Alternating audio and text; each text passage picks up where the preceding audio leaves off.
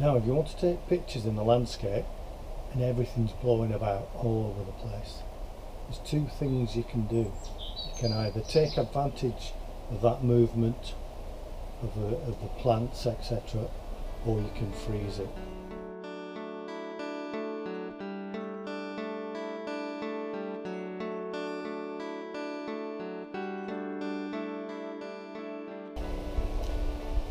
Now if you want to freeze any subject movement, you need to use a fast shutter speed.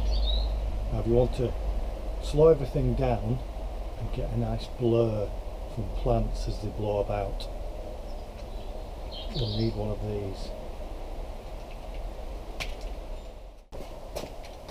In order to record subject movement in the landscape, plants moving about, etc., you need to put your camera on a tripod, and also you need to use a slow shutter speed.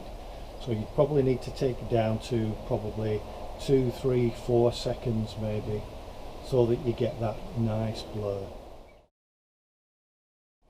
To get the subject blur that we need, what we're going to have to do is reduce the ISO to 100.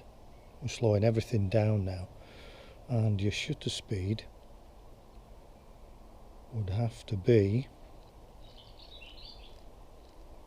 running into the seconds, so what, probably 5 seconds on a tripod would give you a nice subject blur.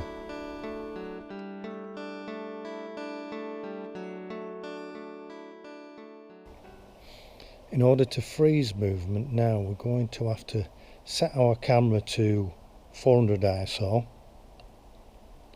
and also our shutter speed in order to freeze that movement is going to need to be at least 400 again, or 320, 250 probably be the lowest limit you could use.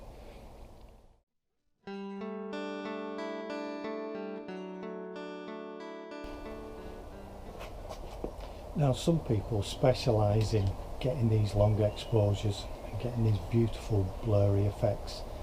Now how they do that is by using a neutral density filter, and what this does, goes on the front of the camera like that, and basically it cuts down the amount of light that gets to the camera, and therefore the shutter has to be a lot slower to get the correct exposure, and that's how we get those blurry effects.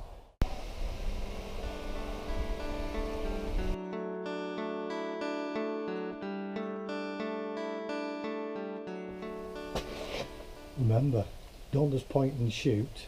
Think about how your shutter can help you with creative images.